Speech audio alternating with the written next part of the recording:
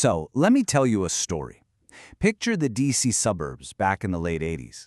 There's this kid named Stu, and if you saw him, you'd think you had him pegged, you know?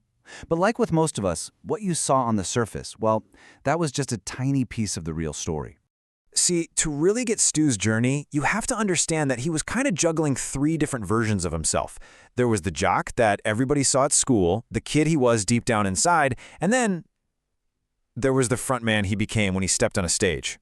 So on the outside, yeah, Stu was the athlete. He was the class clown, the guy who could work a room and make everyone laugh. But on the inside, things were a lot messier. He was just a kid trying to figure out a broken home after his parents split up, and man, he needed somewhere to put all that noise. He found it in music. Now, let's be clear.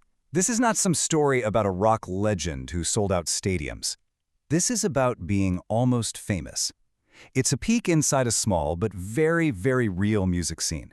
And it's a story about what it means to create something that actually, truly matters to you. Every story has that one moment, right? A real turning point.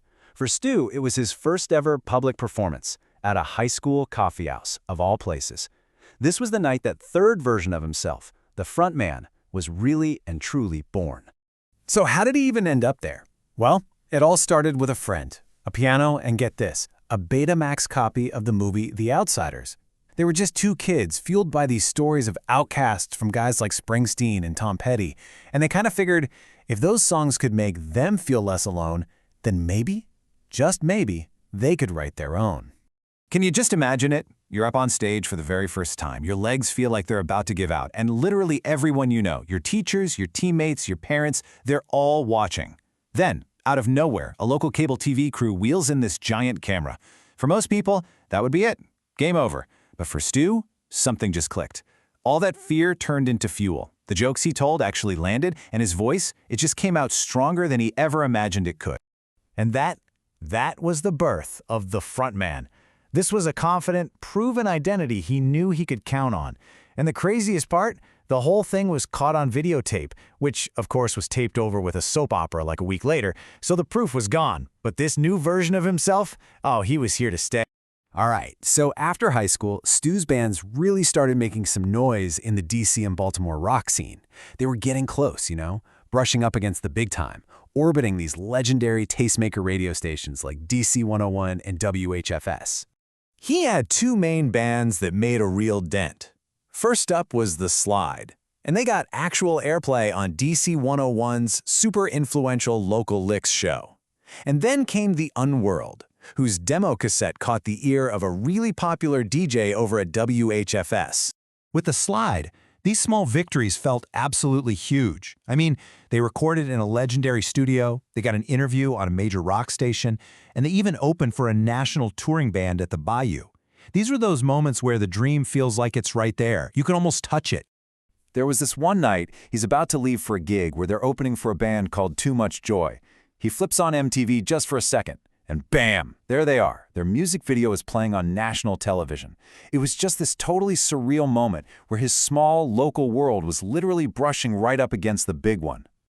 His next band, The Unworld, took things a bit more seriously. They sent their cassette to all the big three local stations and got this massive nod from a WHFS DJ who loved it so much, she put it in her personal playlist. They even got props from guys in the scene who did end up making it big, which in that world was a huge vote of confidence. And right in the middle of all this, you get these great little stories.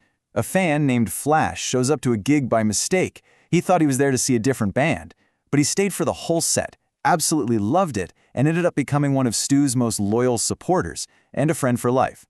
But, and there's always a but, isn't there? As the bands got more serious, this conflict started bubbling up. Stu began to feel this real tension between what the music industry demands from you and what a creative life actually needs to, survive. Because that music industry machine, it asks for everything. Rehearsals just devour your nights. Gigs take over your entire weekend. And that constant hustle, the grind for better shows, for a little more money, that just eats up every last second you have left. But here was the real problem. Writing the kinds of songs Stu wrote, well, it required the exact opposite of that. It needed quiet. It needed unstructured time for reading, for thinking. It needed those moments of just staring out a window. It needed space for a better, more creative self to even show up. The hustle was slowly killing the very thing that made the songs worth writing in the first place. And you could actually hear this realization seeping into his music. He had this song called Rise and Fall. On the surface, it sounded like a big rock anthem, but if you listen to the lyrics, it was a warning.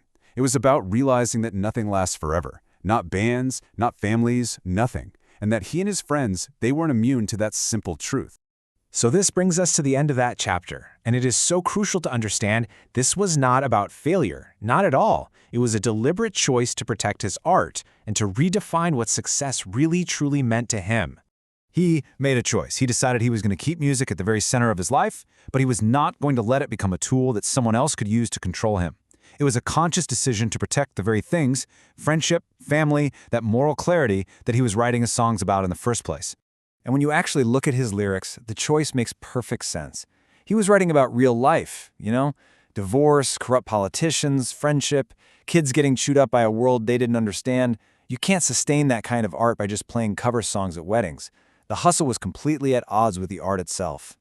For everyone who only saw the jock or the class clown, this was the part they never saw. The kid who wasn't just playing rock and roll. He was trying to fit a whole lifetime's worth of questions and doubts and observations into the tiny space of a 3-minute song. And it really makes you wonder, doesn't it?